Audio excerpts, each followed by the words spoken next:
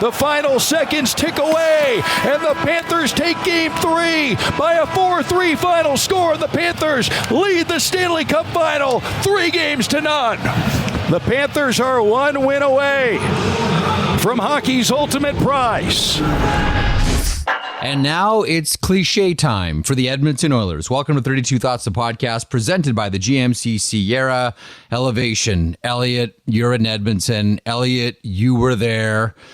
Take us from the beginning to the end. That crowd got quiet pretty fast. It livened up towards the end when the Oilers made a game of it. Yep. But I want to get the contrast from walking in, not sure if you went to the Our Lady Peace concert, but walking in, the mood, the vibe, to walking out. It was crazy at the start of the game. I walked by the Our Lady Peace concert. I didn't really have a chance to go in. Because we have our meeting pretty much at the time the concert's on.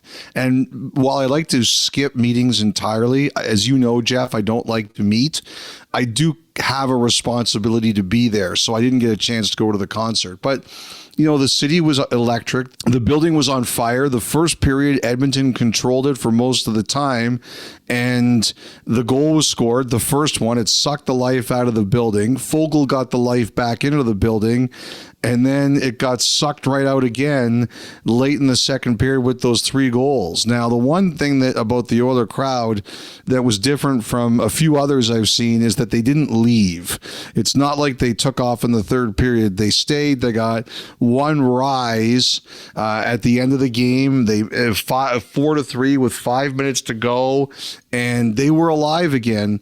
But obviously, everybody here was crushed. And as we were walking back to the hotel, because we're a short 10-minute walk from the rink here, there were a few people who were like, what do you think, Oilers in 7? But it wasn't that confident. It was more like a hope than a belief. And This Florida team, man, like, it's not a fluke. And one of the conversations I had on Thursday morning that really stood out to me was, I was just talking to one of the players about the trip in and the whole controversy about, you know, did they wait too long? Did they throw themselves off? And he just rolled his eyes. He said, that's a you thing. That's a media talking point. Like, to us, we're like, whatever. We have a game to win, and we're just focused on the game. And he said, you guys can all discuss that. We're here to focus on our task. And, you know, this game, I think you could argue Edmonton deserved a better fate. I think you could argue for a lot of it, Edmonton was the better team. But the bottom line is Florida sticks to what they do, and that is they outnumber you, they win battles, they break the puck out all over the ice with support, and they don't beat themselves. And this was a case where every Edmonton mistake ended up in Edmonton's net. First goal, mistake, goal. Reinhart. Second goal, mistake, goal. Third goal, mistake, Bennett, goal. Fourth goal, mistake, Barkov, goal.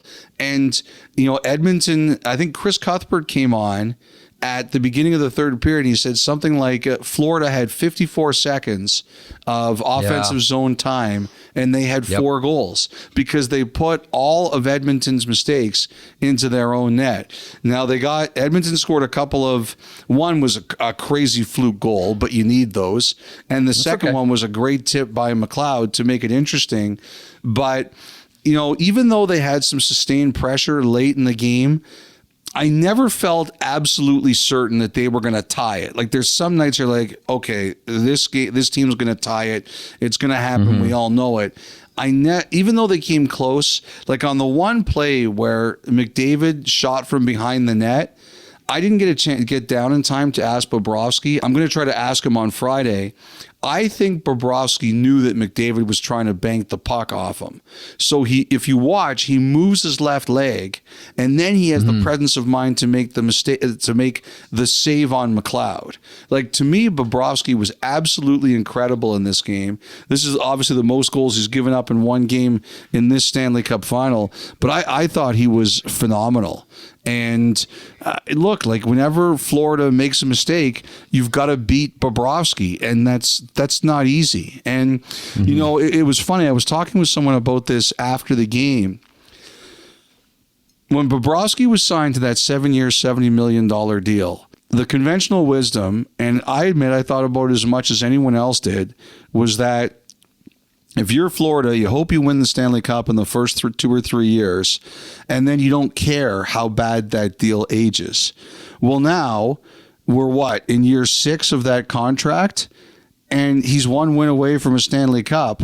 And if they win, he's going to win the Conn Smythe, and then he's going to go to the Hall of Fame. I mean, it really is an incredible performance from him, numerically and also stylistically, Jeff, because if he doesn't make the save in a technical way, he Gumbies himself into making the save. It's incredible. That's a very hip reference from the 70s, by the way, that not a whole lot of people that didn't watch Saturday Night Live in the 70s are not going to get. But good for you for going out there and making the Gumby reference, Elliotte. I really admire that one. Let me just fix something I just said, Jeff. He's in year 5 of 7. I think I said year 6. He's in year 5. Yeah. Yeah, 2 years remaining on this one. You can make the point, too. There's a lot of things I want to pull out of this game with you here in a second. But while we're talking about Bobrovsky, does it not feel like he's got, and this flies in the face of all conventional wisdom about things like aging curves and what happens to goaltenders as they get into their 30s? Like, are we at the place now where we're looking at Bobrovsky and this 7-year deal, and are we saying to ourselves, he's gotten better through this contract? Like, there were the Vezina Trophy years in Columbus, granted, okay, cool, but it seems as if going through this deal, Elliotte, and, now he's 35 years old. And as you mentioned, 1 game away from winning the Stanley Cup and quite possibly a Conn Smythe trophy as well. Are we prepared to say that he's gotten better through this deal? Like, as the contract has aged and he has aged, he's gotten better? I think it feels that way. I definitely think it's true. But I think one of the things that has happened, and we've discussed this a couple times, is that he has understood he doesn't have to play 70 games a season anymore. He has made, I don't think he works any less. I don't think he takes care of himself any less. I don't think his standards have dropped at all, and it shows in the way he plays. But what I do think is that he understands he can't play every game. And that has been the difference as much as anything else. He understands the value of rest. Rest is a weapon, Jeff. That's what they tell me. Yes, that doesn't work very well for media, but I keep hearing athletes talk about that. There's one goal that to me was the Florida Panthers goal. Like, how every team has a goal that you look at and you say, okay, that's an Edmonton Oilers goal, or that's a Florida Panthers. There was, to me, a Florida Panthers goal in this one. When you think of the stereotype of the Panthers, and it was the Sam Bennett goal. You know how we've been talking about, maybe not so much in game 1, but certainly in game 2, the Florida Panthers, when they're on their game, are incredibly frustrating to play against because you feel like you can't move. They don't give you any room to move. Their forecheck is excellent. They force turnovers. They force you into bad situations. And that Sam Bennett goal, his 7th, the one that made it 3-1, it is a great forecheck, forcing Darnell Nurse into a giveaway situation. Edmonton can't clear the puck. It's just like you can just feel the frustration of everybody on that Oilers team in the defensive zone, and Florida doesn't let you move, grabs the puck, and it's perfection and it's fast, and they score, and that's the one that begins to put this thing out of reach. To me, Elliotte, that felt like the stereotypical Florida Panthers goal. Did it to you? Yeah, I think that's a great call. But I would say, to me, the true Florida Panther play was the last few seconds. Aaron Ekblad. Ekblad just killing the puck on the boards. And they couldn't get the puck off him. They killed 20. Now I know some Oilers fans will get upset at us talking about this because they think Ekblad should have gotten a penalty. But whatever the case is, in the last 25 seconds, he held the puck against the boards for like 20 seconds, and that's where Florida's won this series on the puck battles.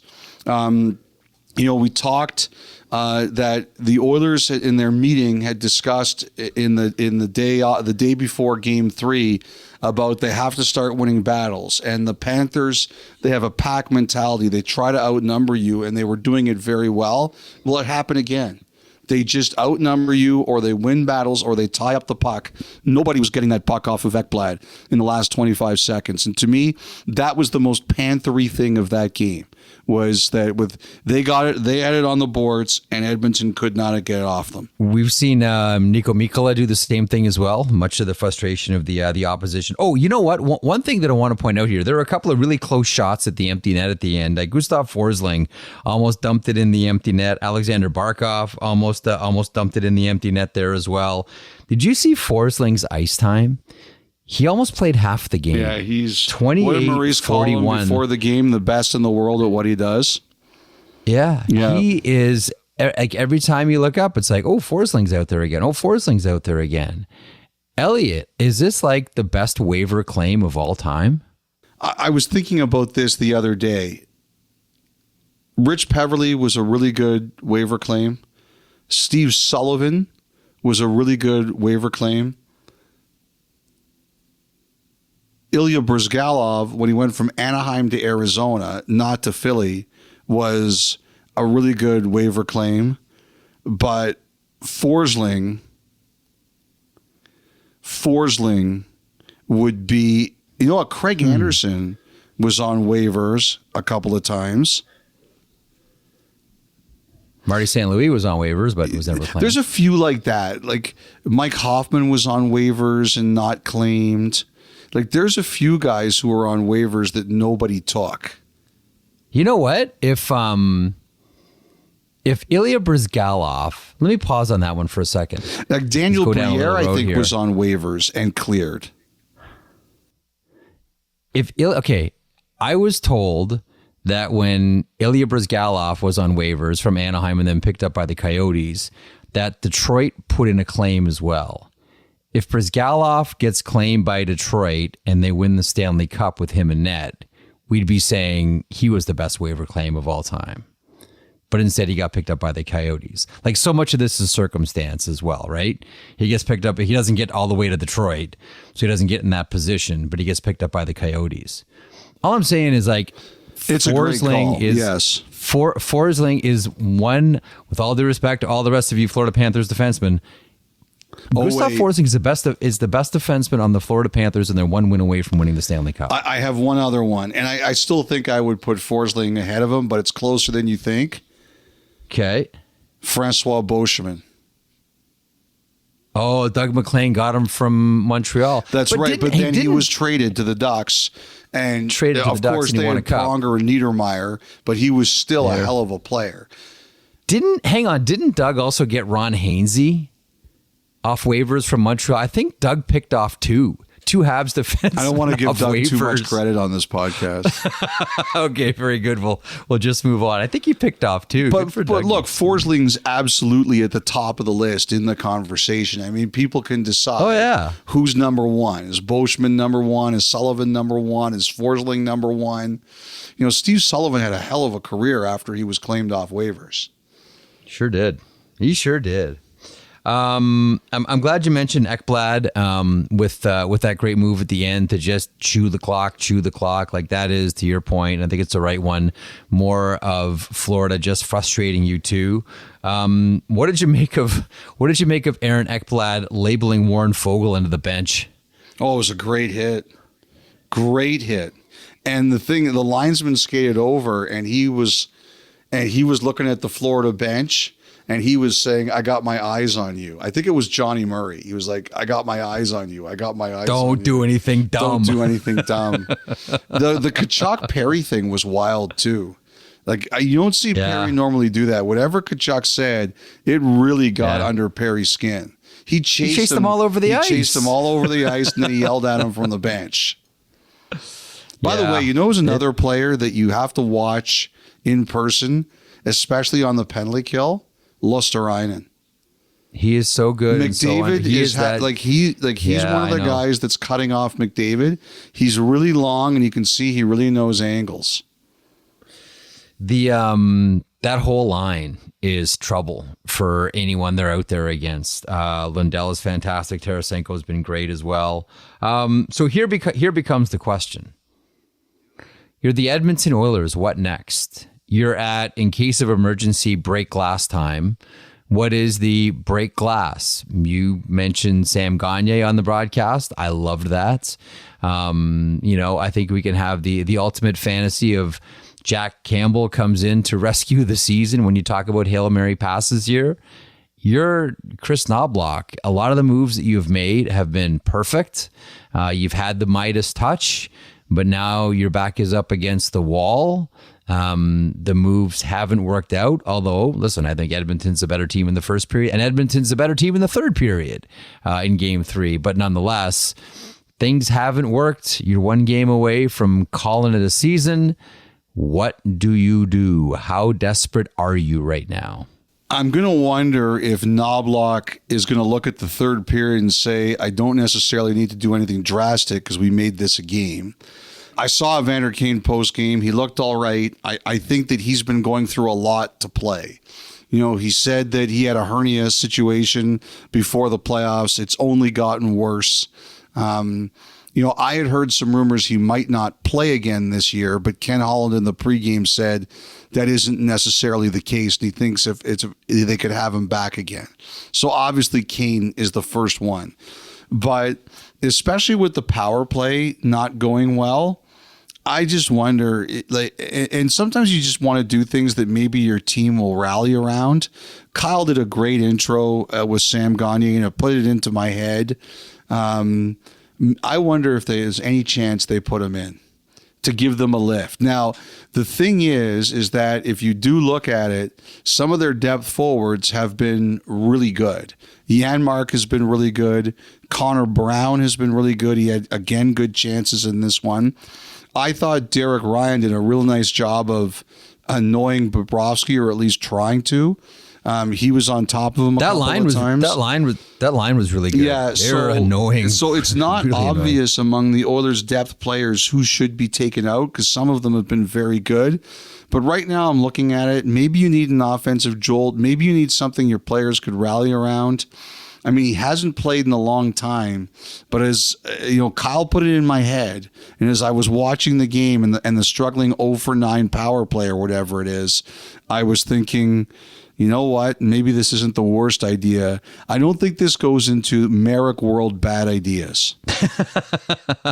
Listen, Sam Gagner is one of my favorite hockey players, so you're going to get no argument out of me about putting in Sam Gagner for an emotional lift. And listen, even helping you out on the power play as well, on a PP2. And Jeff, one other thing I wanted to mention about the game, Paul Maurice had another winning moment. I laughed my head off when he was introduced before the game and they booed the hell out of them and he was like waving and saying thank you. Yep. I love that. Embrace being the villain. The world needs more villains. But hang on a second here. That was prime heel Ric Flair. Well, it was, but don't you get a sense that the Florida, there are just some teams that really enjoy being a villain, really enjoy being the road team and really enjoy just marinating in the booze. Yeah, they're one of them. That is everybody on that Florida Panthers team. So why should Paul Maurice be any different? That's what I thought. He loved it and he played it perfectly. I would also like to concede tonight that this was possibly the worst hair night of my career. And Amber was witness to this. You've had worse, bud. Amber was witness to this. We have a new makeup person who she's never worked with us before. And so I didn't put any product in. Usually I do something myself and then they just say, okay, that's not good enough. And we fix it a bit. So I showed up with no product in and everything she tried only made the situation worse. She did it once and I did the first hit and they sent her up there and they said, you gotta fix that. It's not good enough.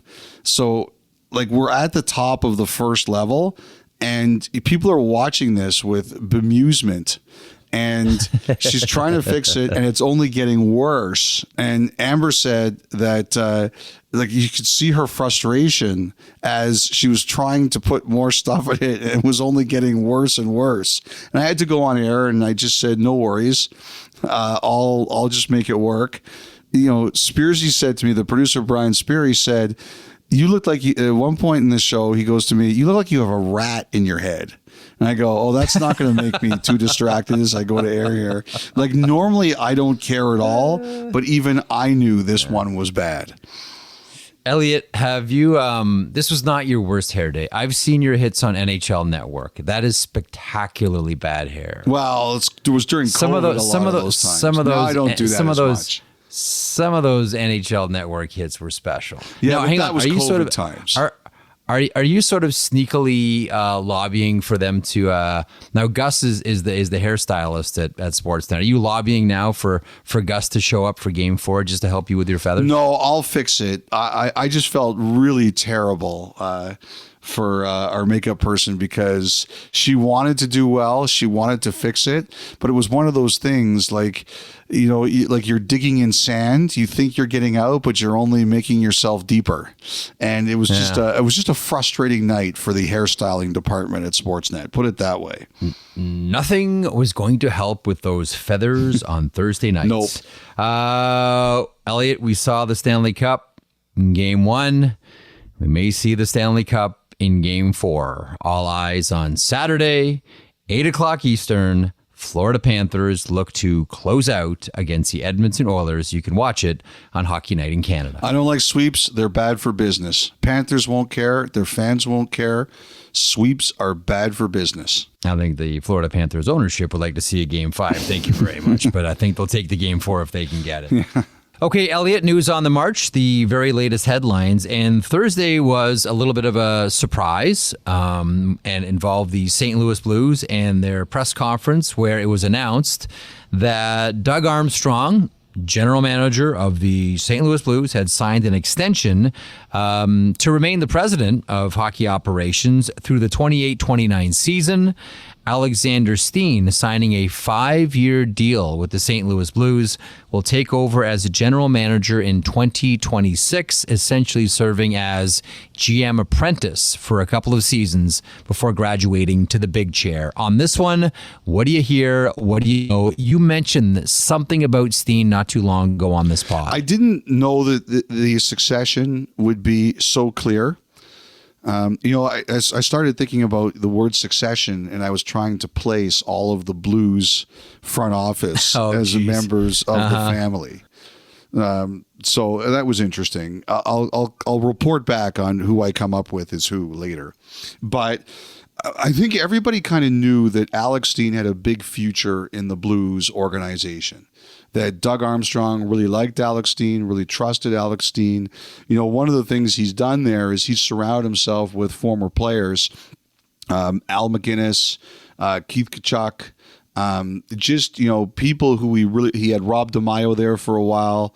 Larry Plow was there for a while, although Plow, of course, was the former general manager. He had a lot of players whose input he liked, and he really liked Steen. He had a lot of time for Steen. And the word was that Steen was a big part of the head coaching search, which ended up with Drew Bannister, and that he was going to have a big voice in the organization for years to come. And eventually the hope was that he would be the general manager. I didn't expect a full plan as stated out like this, but I'm not hugely surprised that it ended up being that way once I heard it. It's certainly possible that Steen kind of said, look, if I'm going to go into this full time, we need to have some kind of commitment.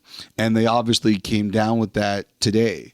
Doug Armstrong, I believe this is going to be 25 years as a general manager. So he knows that once he's done, he's going to hit that big milestone. And he's also got the Team Canada stuff now too. So he's got a lot on his plate. But I think that everybody around the Blues kind of knew that he saw Steen as an important piece of the future, and now it's there. Now, I think it is interesting. Like, Steen's a committed guy. Anyone who saw him play, I remember a cameraman told me a story once. One of the cameramen I used to work with, he said to me the angriest he ever had a player get at him was Alex Steen. And I said, really? Really? Like, what did you do? Like, he's a competitive guy, but he seems like a pretty mild-mannered guy. And he said there was a playoff game and Steen had hurt his wrist. And it was the camera guy who was in between benches. And so he came back to the bench and he took his glove off and he was wincing and holding his wrist. And, my feeling on this is if it happens where fans can see it themselves, it's fair game. But Steen didn't think that. He saw the camera focusing on the wrist and he snapped. He's like, get that bleeping camera off me. And the cameraman was shaking. He'd never had a player yell at him like that before. So I always kind of remember that as my favorite Alex Steen story. So put it this way, he didn't feel the same way about it as I did and the cameraman did. But, the one thing that, I thought was an interesting point that someone raised to me today was, are you surprised St. Louis did this? Because, Steen hasn't been doing it full time. What if he doesn't like it? Or what if he decides it's not for him? Or he's not committed to that? I think you can always change your plans later. I think you can always adapt and say, okay, it just didn't work out this way. But it's very clear the Blues wanted the succession plan known to everybody. And it's no surprise if you've been around the organization that they value Steen a lot. Do you? There's a couple of things here. One, and we talked about this Thursday on the radio show. Like it seems as if something similar, if not identical, is happening with Columbus between Don Waddell and Rick Nash. That eventually that GM's title gets passed on from the veteran to the new general manager. Does it feel like we're going to see more things like this? Like Columbus they haven't spelled it out that way, but it kind of seems like it's trending that direction. St. Louis just spelled it out like, look, this is the plan. This is what we're going to do. Do you think this is a trend or just like a one-off here? No, I think teams go kind of we kind of see this go in cycles, right? Sometimes it's we need the two people. We need the POHO and the GM. And there's other situations like Carolina, for example, they look like they're going away from that. I think some organizations feel differently about it at certain times. Like there's no question in my mind, St. Louis is looking at it as, Steen, we're fast tracking Steen to this. He's going to need a sober second thought around him. And I think that that's definitely the feeling in Columbus too. But, there are some teams that are really against this. They think it's an extra unnecessary layer, and they don't believe in it. So I think it's a situation by situation. Like one thing I definitely think we're seeing though is that we're starting to get into the new generation of people. Rick Nash, as you mentioned, if he wants to do it, he could be the guy in Columbus. Now we've got Steen in St. Louis. Eric Tulsky with a very different background is the guy in Carolina. Someone said to me when I was talking about it on your show, you didn't mention Danny Briere. Briere has the background as both a player and in business. He worked in the ECHL organization in Philadelphia.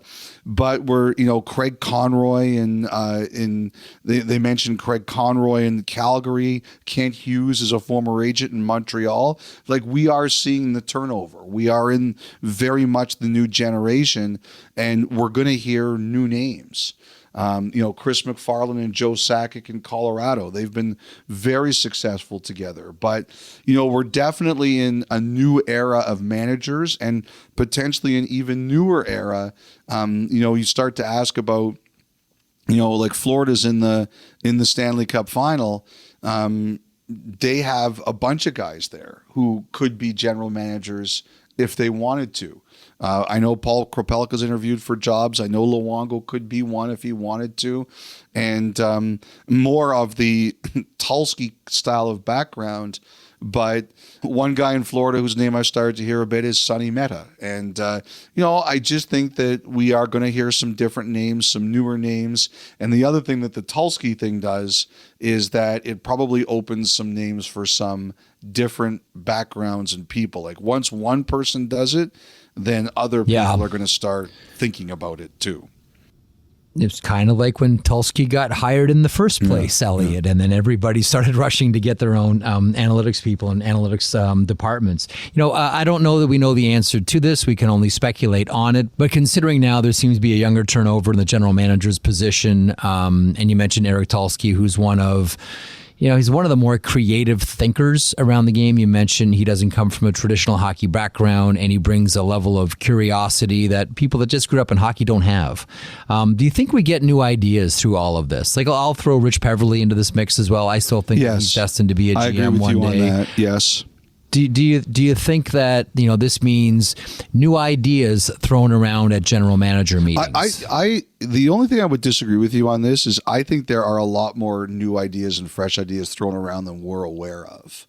I had one guy call me, like, the last pod we did kind of got crazy because, I named a bunch of teams that I knew who had backup plans, and some other teams reached out to me, and it went kind of crazy. It's just the way things do about. Oh, but the cap friendly thing. Somebody said to me, you claim that like 60% of teams don't have something. That's not true. And I said, I never said that. I said that these are the teams I know of. And I even made a point to say that. It just gets a little crazy. But there are some teams that are quite happy for people not to know what they're doing. So I think there's a lot more out there than people get credit for. And I think the line is constantly moving. I think people are starting to look at things very differently. Do I think hockey is behind some of the other sports? Yes, I do. But I do think that line is constantly moving. I think more is going on than people are willing to admit. I believe that. Elsewhere, Patrik Laine and the Columbus Blue Jackets. What's happening here? So we'll give credit to Pierre LeBrun. He was the first person to... Your spy versus spy nemesis? Yeah, there's a few of them. He's definitely one of them. There's a lot of good reporters in this league. Yes. The thing that I think is true about this one is we were headed to this last season. Laine got hurt, and I had heard during that time that when Laine was healthy enough to return, this was going to happen. That the Blue Jackets, then under Jarmo Kekalainen, were going to give permission for Laine to explore a trade and Laine's agents to do it. Now, then, of course, Laine went into the program, and I just, at that point in time, I was like, just drop it. This is not something that you need to look on right now. But I should have picked it back up. I didn't. And, the story got broken by someone else. But I do think this is something that was brewing, that the Blue Jackets knew that Laine preferred this, and they were willing to help facilitate it. Now, from a hockey point of view, like, Laine is a talented guy. I just think the issue is going to be he's got 2 years left at 8+. Who can handle that? And is Columbus going to have to do something to facilitate it, whether it's an added asset or, or eat money to move it? Now, some team might say, a sweetener. Like a sweetener. A little bit of aspartame to the package. Oh, my. So, obviously there might be some teams that say, nope, we're willing to do this, no problem. But there'll be other teams that say, you know what, we can't without some help. So I think that's going to be the issue here. Okay, so we'll see what happens with Patrik Laine. Like, I do wonder, and I know that I tend to kind of repeat myself on this one, and maybe I just look at, the Utah blanks as you are going to try to will this into any problem. I am willing so many players to Utah just because, Arizona always had the cap space but never had the cash. Utah has the cap space and they have the cash, and they're looking for veterans on short-term deals until their young kids are ready. So if you fit that bill, and Patrik Laine clearly does, I do wonder if that could be the solution here, but we shall see. Well, we know what the Utah jerseys will look like next year, and if you're a fan of the Winnipeg Ice, formerly of the Western Hockey League, I'm guessing you like these. Your thoughts on Utah's reveal? I like the colors. I don't understand what people were expecting in terms of design or anything like that. This is the exact same thing that happened with the PWHL. You don't have a lot of time. You get it done as quick as you can. It's KISS. Keep it simple, stupid. and you'll figure things out when you have more time. And you know what it is Utah's going to get 2 runs on jerseys. They're going to get I was going to say this run. Fans are buying 2 sets of jerseys now. Yes, they're getting this run. The and OG whenever they and figure out their uniform, they'll get another run. But look, when you get a team as recently as Utah got a team, this is what happens. So it's hard for me to freak out about it. The base, I like the colors. I have no problem with the colors. And I'm looking forward when they ultimately come up with a name. And, you know, I have to say, Venom is growing on me. I don't know why. No. But it's growing Yeti, on me. come on. Oh, I think, like, come on, Yeti, let's go. If I was putting money down, it would be on Yeti. But Venom is growing on me, I have to say. Nah. Not me. Yeti or bust. Yeti or bust of all the names. My bet is it's going to be Yeti. It's going to be Yeti. But I don't know. In the meantime, the San Jose Sharks have their coach, Ryan Warsofsky. Elliotte, you've wondered about him as I've wondered about Marco Sturm.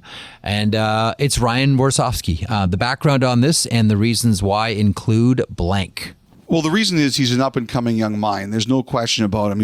I don't know Ryan Warsofsky at all, but the reaction I heard from people was that they were really happy for him. Just someone who worked his way up, has a pretty good reputation, and is deserving of the opportunity. I think it came down to him or Marco Sturm. I think they were the 2 finalists. Jeff Blashill was definitely in it. I mentioned to you on your show the other day that the Texas Stars AHL coach, Neil Graham, I believe, was interviewed once or twice for this job. But it came down to Sturm and Warsofsky. And, you know, one of the things I heard was that the Sharks were concerned that if they didn't hire Warsofsky, would they lose him? And I think that was not the final decision, but it was a decision. You know, they brought him in as an assistant coach last year. They really liked him. They saw something then. And I think it was very important for them to keep him in the organization. So he got the job. And like I said, I don't know a lot about him, but a lot of the people that were reaching out about him were saying, good deserving candidate, and they were happy to see him get rewarded. I have to think that Sturm's name is going to start popping up on a lot more lists too, after he went very deep into this process. And, you know, the biggest challenge for me with a guy like Warsofsky here is, you know, what I say is that one of the toughest things to do is to go from assistant to head coach on the same team, because you go from good cop to bad cop, and that's not always very easy. So good luck. And people speak very highly of him. Jalen Chatfield, you know, you put out the tweet about Jacob Slavin and the Carolina Hurricanes, you know, working on a long-term extension here. Jalen Chatfield that's pretty signs much as done. well with the Hurricanes. I think it's done. I think the Slavin extension is done. It just can't be announced till July 1st. What do you know about Jalen Chatfield? He would have been someone really coveted out there, Elliotte. First of all, I think that he's Brenda Moore's type of player. I'm not surprised they would want to keep him. He's an excellent fit there, and I know the organization feels very, very highly of him.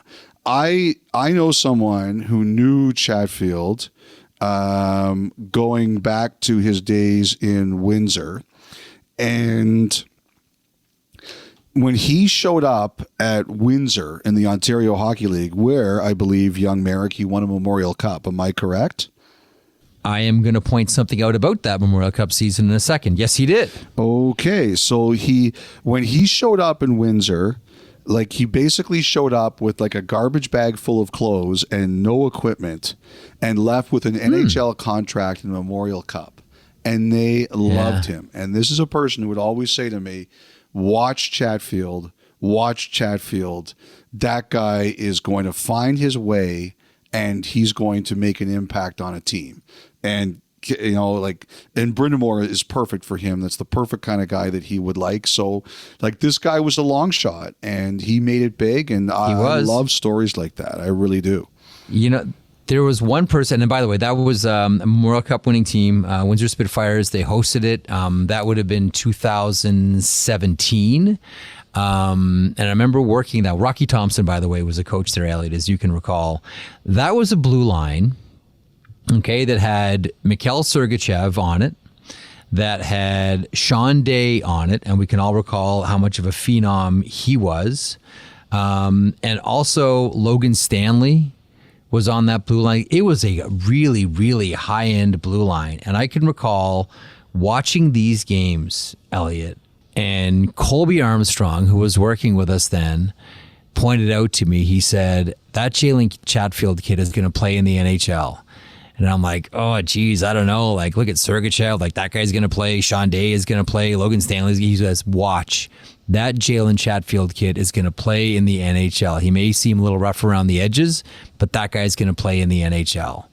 Colby saw it, Elliotte. Like, he's the one person I always think of when I see Jalen Chatfield is Colby Armstrong sitting with me at the WFCU Center in Windsor saying, that guy's playing in the NHL. Take it to the bank. So, Colby, if you're listening, not only were you right, but you were really right. That guy is a solid NHLer, and it's good to see him get paid as well. So congratulations there. Elliotte, also the New York Rangers getting a little bit of business done on Thursday. Kaapo Kakko signs the 1-year contract, $2.4 million. What's the story here? So I have a theory about this one. Number one, I believe that if all things stay equal and Kakko and the Rangers are still married next season, everyone's going to be okay with that. I think he's prepared to play for New York, and I think they are prepared to have him on their roster and hope that next year is as successful for him as this year was for Lafreniere, who found his footing.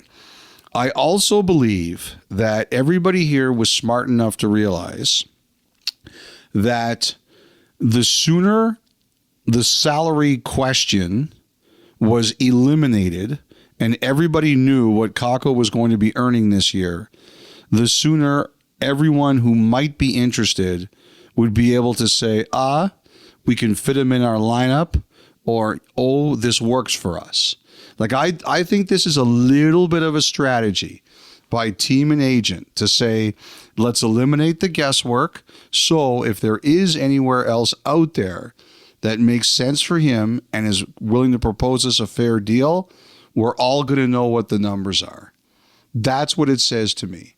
It is, if it stays the same, we'll make it work. If this knocks a proposal loose, we'll listen. That's what I think this is. I think it's a business decision that makes sense for player and team, and everybody here is okay with either option. They're okay if next year's team is New York, and they're okay if his next year's team is somewhere else. That's what this is to me. It's the business is set. You know the number. How does everybody else out there feel? If no one does anything we like, we're happy to have him as a Ranger for next season. That's what this is to me. Very interesting theory, Freach. Very interesting theory. Okay, sometimes I regret when I just throw these things out at you about a certain market, but here I go, putting my finger in the socket. Elliotte, anything new in Vancouver? Did you lick the finger first? Ducks for cover? Did you lick it first? That adds to the shock. Oh, thanks. As you know, I feel they've conceded on Lindholm. Yeah. I think we're going to know in the next few days if there's any hope at Zadorov. Like I said, it just appears unlikely, but someone reached out to me and said that one's not over yet. I would say the odds are less than 50%, but someone reached out to me and said it's not over yet. Now, they told me it might be over soon, but they said it's not over yet. And Jeff, I would like to end the news segment by saying I'm going on a Mitch Marner moratorium. You cannot say anything about this topic without somebody going berserk. This is why this is the hardest topic to discuss in the NHL, because and this is why it is so complicated. To the future of this and the outcome of this is so complicated because you can't say a thing without somebody getting mad. The nerves are close to the skin on this one. Yes, they are. The nerves are close to the skin on this one. Even when you're trying not to say anything remotely controversial, people are getting mad. One day. Yeah. All right. That's, as Elliotte mentioned, the end of the news segments. Montana's Thought Line bails us out next. Listen to the 32 Thoughts podcast ad-free on Amazon Music, included with Prime.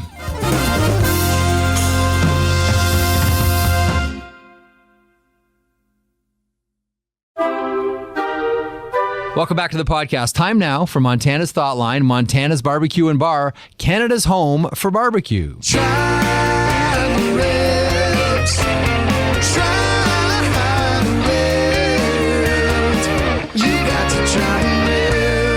Thank you, as always, to Rick Turner for the tunes. 32 Thoughts at sportsnet.ca, the way to get in. The Thought Line, 1-833-311-3232. The curator of the Thought Line is the one and only Griffin Porter. Elliotte, you're going to love this one. Our first question comes to us from LA Kings anthem singer Hannah Davey. How cool is this? Wow. Yes. Dear Jeff, Elliotte, What is such a talented person listening to this drivel? We're going to get there. That's part of the email. Stay tuned. Dear Jeff, Elliotte, and, how about this? The great and powerful Dom. Barf. Hannah, come on. My name is Hannah Davey. I am the national anthem singer for the Los Angeles Kings. We knew that, Hannah. I was listening to the last episode where an Australian fan asked if the Stanley Cup had ever made its way to the Southern Hemisphere. You mentioned to your memory it hadn't, but I wanted to provide a correction. It has. The Stanley Cup was on tour and display during the NHL Global Series in Melbourne, where the LA Kings played against the Arizona Coyotes. I was in Melbourne for the games and had the honor of singing the American anthem there. I also have a question for you. There is no way the NHL can do a one-and-done trip down under. Even Luc Robitaille agrees and said so in an interview with Elliotte. Has there ever been any rumblings about going back, and will you let us know if you hear anything? I also wanted to say that here's the part that you asked about. You've both taught me so much about hockey. I really appreciate all the insights and knowledge you share.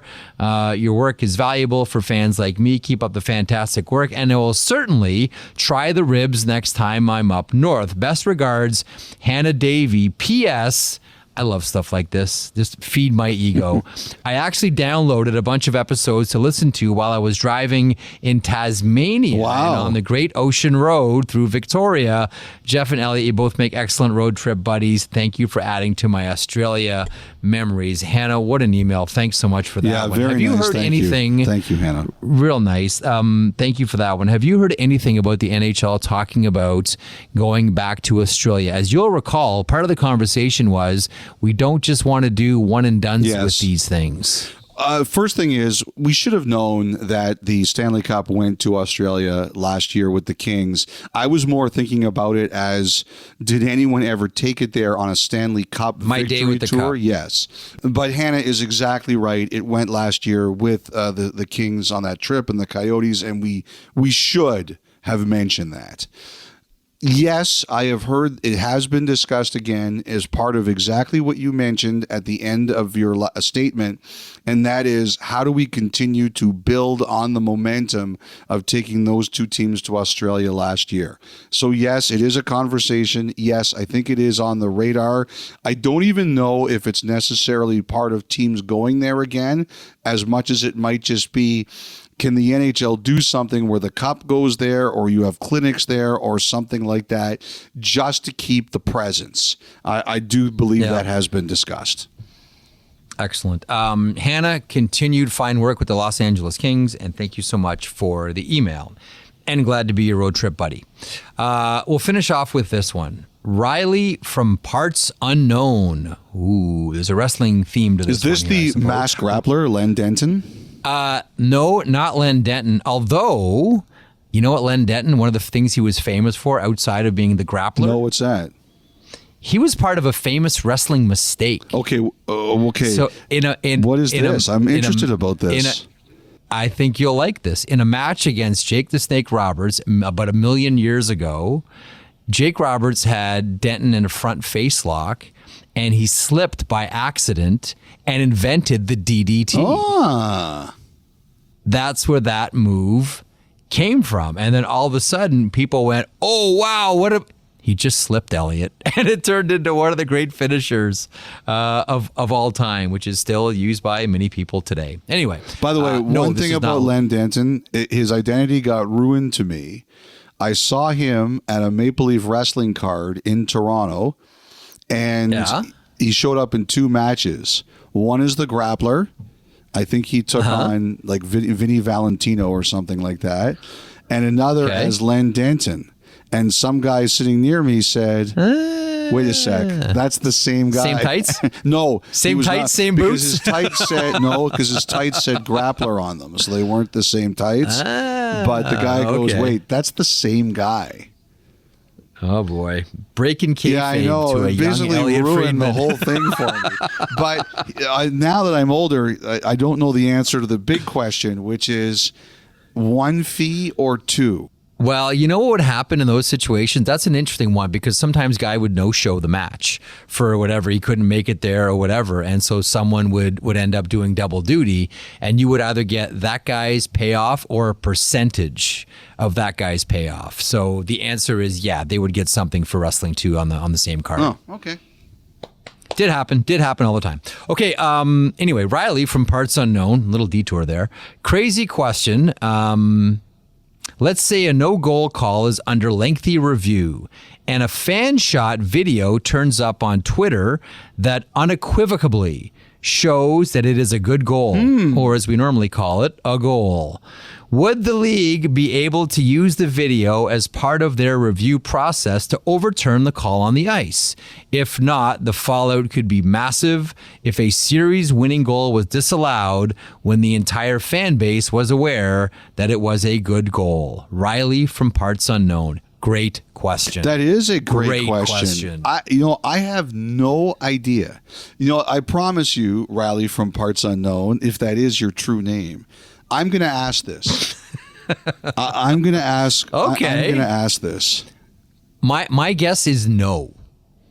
If it appears on just social media, but again, I'm with you. I don't know 100%, but my guess on this one is no, Elliotte.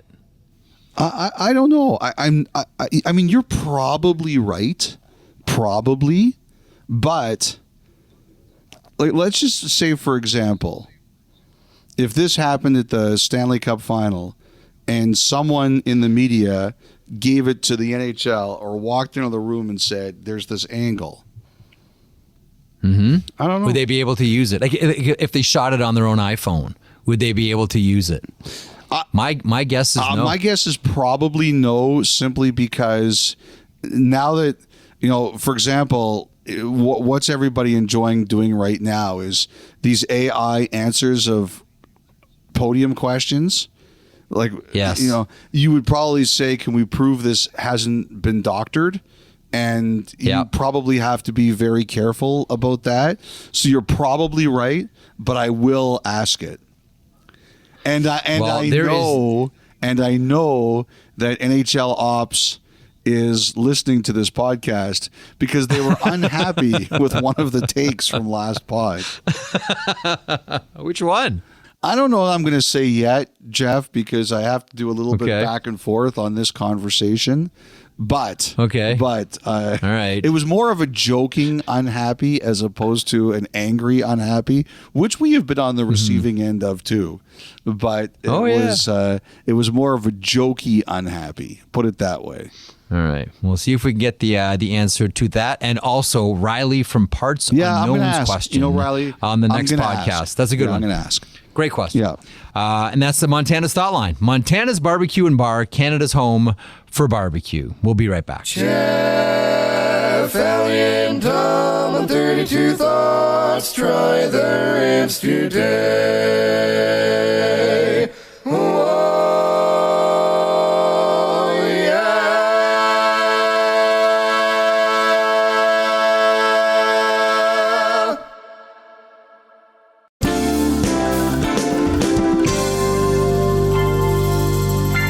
Welcome back to 32 Thoughts, the podcast presented by the GMC Sierra Elevation. Elliotte, we've talked a lot about the National Hockey League on today's podcast. One thing I do want to throw in here, the American Hockey League final is set, And it's the same final as we saw last season. Yes, it is Coachella Valley facing off against Hershey. And this one looks like it should be a good one as well. And Patrick Williams, who's really an absolute treasure when it comes to coverage of the American Hockey League and has been for a number of years. I've followed Patrick's work for a long time now. He brings up this point. Here's the tweet.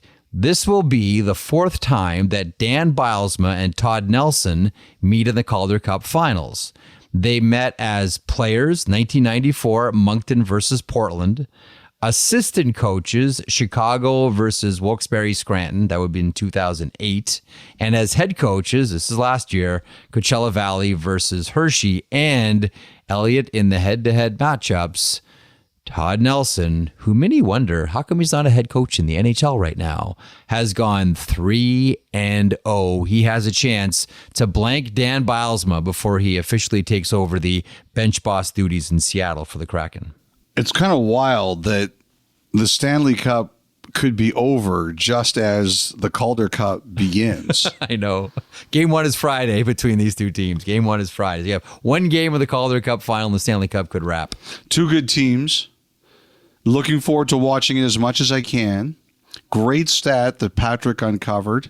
And I'll say this to you. Dan Bylsma, we know, is moving up to Seattle for next season. Whatever Coachella Valley does with that team and the Kraken do with that team at coach, that will be a coveted job. If it is open, there's going to be a ton of people who are going to want to coach there. Great area of the country, well-funded team, very successful early. A lot of people are going to want that job. We talked about this going back to last season. It has already become one of the financial power brokers in the American Hockey League. They pack the place. The fans are great. The merchandise, I mean, it's owned by Seattle, so like the merchandise is going to be great, and it is. Like, it's become one of the most successful franchises in the American League, and the team they're playing, you know, the Hershey Bears, and that story of success has long been told. So, listen, these are two, you know, one is a very historical team in the Hershey Bears, and they got the great look and have always had the great logo and color scheme and everything all throughout the years as they've changed it somewhat, but it's always looked good. And Coachella Valley, which is just cool and has come out of the gates as a powerhouse and one of the most important franchises in the American Hockey League. So no surprise that should be a very coveted position. With that, we'll wrap. Oh, before I wrap up, what is your Friday going to look like? What is Elliott's off day? Well, you still got to go to the practices and the practices, right? And see who's available to talk. So I'm definitely going to go do that. And I think there could be a cigar bar on Friday night. Oh, my. BX's birthday is on Sunday. And initially, we thought we were going to celebrate it in Florida. But now we may have to do it here. Uh-oh. Do it on Friday just in case of Saturday? That's right. Normally you reserve your cigar bar excursions for Mike Russo. True or false? That is true. And you know, he will be invited. Excellent. Good to hear. All right. You enjoy yourself, whatever you get into after you fulfill your obligations of going to the rink and talking to people. Everybody else, enjoy your day off, the NHL. If you get a chance, watch Game 1 between Coachella Valley and Hershey. Game 1 of the Calder Cup Final there. Enjoy your Friday and then get set for Saturday. We saw Stanley before Game 1. Do we see Stanley after Game 4? Saturday will tell. We'll talk to you soon.